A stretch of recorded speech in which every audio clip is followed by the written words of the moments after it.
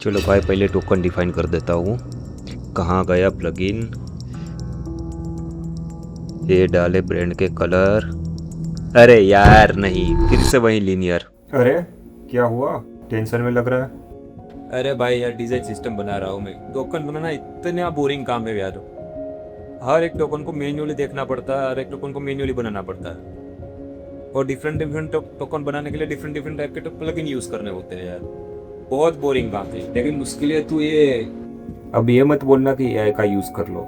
AI designer की तरह token नहीं बना सकता, उसका टेस्ट इसे डेवलप ही नहीं हुआ है। हर एक काम मैन्युअली ही करना पड़ता है, मैन्युअली ही उसको चेक करना पड़ता है। अरे अरे नहीं यार, क्या करूँ मैं?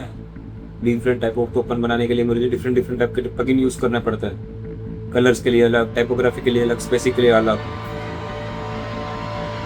मेरी बात सुनेगा तू? ठीक है भाई, बता, तू बता।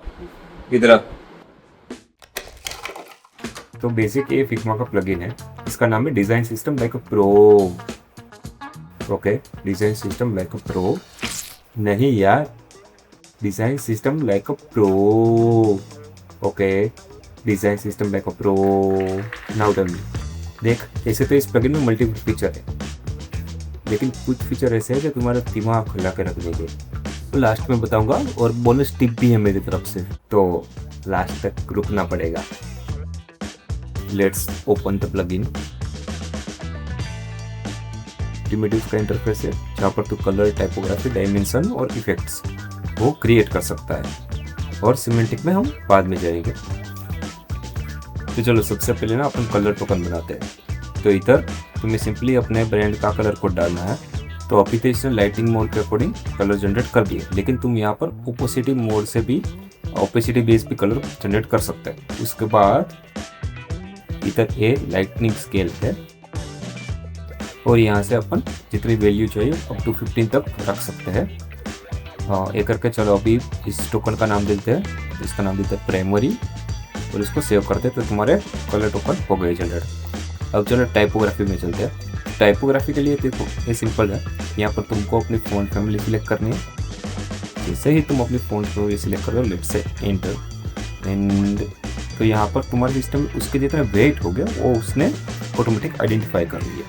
फ़ॉन्ट की साइज़ के लिए भी वही सिंपल मेथड है जो अपन रेगुलर यूज़ करते हैं, कि तुम्हें कहाँ से फ़ॉन्ट की साइज़ चालू करनी है और कहाँ पर एंड करनी है, और बीच के स्टेप्स कितने होंगे, तो उसके अकॉर्डिंग फ़ॉन्ट की साइज़ क्रिएट कर देगा। Same for the line and same for the letter spacing as well.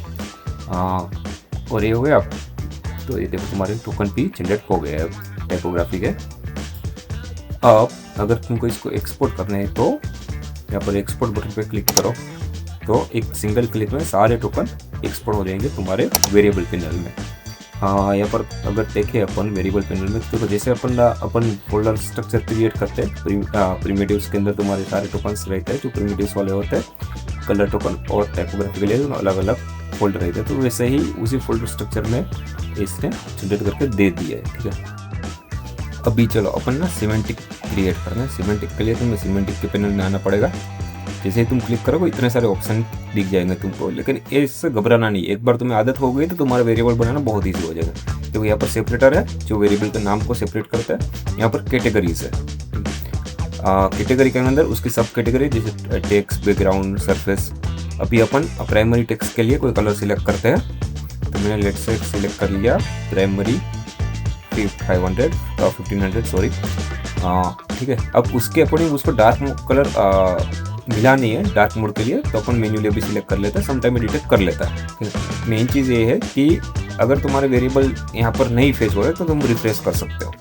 ठीक है, अभी अपन बैकग्राउंड के लिए भी कुछ डिफाइन कर देते हैं, लेकिन देखो यहाँ पर 4 बैकग्राउंड का नाम दे दिया गया, लेकिन तुम चाहो तो ऐड भी कर सकते हो अगर तुम्हारे पास कोई एक्स्ट्रा एलिमेंट है।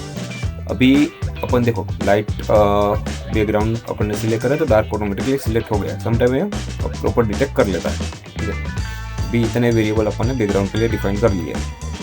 तुम टाइपोग्राफी, स्पेसिंग, साइज और रेडियस के लिए भी यहाँ से डिफाइन कर सकते हो, और उसके भी सब कैटेगरी आ जाएगी, तो तुम्हें कुछ टाइप नहीं करना। अभी एक्सपोर्ट बटन पे क्लिक करके सेम प्रिमिटिव्स की तरह सिमेंटिक भी अपन एक्सपोर्ट कर लेते हैं। और देखो यहाँ पर आ भी गया है सिमेंटिक पैनल के अंदर, तुम देखोगे तो 6 वेरिएबल है जो अपन ने अभी डिफाइन करे थे वो सारे आ गए, एक टेक्स्ट और बाकी सारे बैकग्राउंड। ठीक है, नाम भी तुम्हें डिफाइन नहीं करना। देखो एक 10 मिनट भी नहीं लगी इसको एक्सपोर्ट करने के लिए। ठीक है, वाह यार बहुत ही तगड़ा पल नहीं तो। अरे तू बता रहा था DST लास्ट में होगा, वो क्या है बता रहे? तो देखो जनरली हम जब शेड क्रिएट करते हैं तो क्या होता है कि वो एक लीनियर से शेड जनरेट करता है। ठीक है, लेकिन यहाँ पर तुम देखोगे कलर पिकर में कर्व बना हुआ है। देखो यहाँ पर मैं डाल रहा हूँ अपने ब्रांड के प्राइमरी कलर, उसके अकॉर्डिंग एक कर्व एडजस्ट हो चुका है। फिर उसकी लाइट के अकॉर्डिंग अब वो उसको लगा है कि वो 400 में सेट हो रहा है, तो उसने 400 में उसको सेट कर दिया। ठीक है, लेकिन अब मुझे ना दूसरे कुछ और शेड चाहिए कलर्स के, लेकिन वो प्राइमरी कलर चेंज नहीं होना चाहिए, तो उसके लिए मैंने लॉक कर दिया। ठीक है, अब देखो मैं जैसे कर्व को एडजस्ट कर रहा हूँ, मुझे दूसरे कलर के वेरिएशन मिल रहे हैं, जैसे जो मेरे को लगता है कि बेस लगेगा मेरी UI के अंदर। ठीक है, मेरे को डार्क बहुत कम चाहिए थे और मेरे को लाइट भी बहुत कम चाहिए, तो मैं उसको भी थोड़ा एडजस्ट कर रहा हूँ।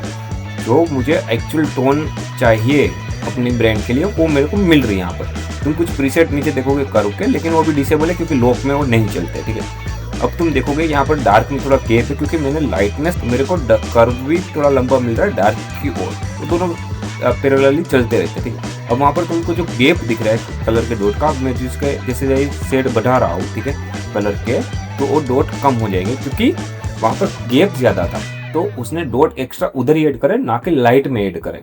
ये भी थोड़ा एक स्मार्ट तरीका है इस प्लगइन का।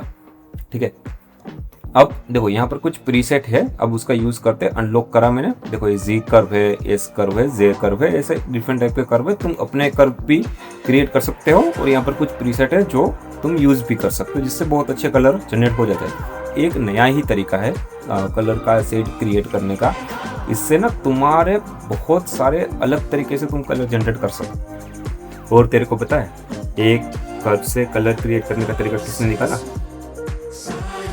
तेरे भाई ने। तो बता कैसा लगा प्लगइन? साले पहले क्यों नहीं बताया? आपको कैसा लगा बताओ कमेंट में।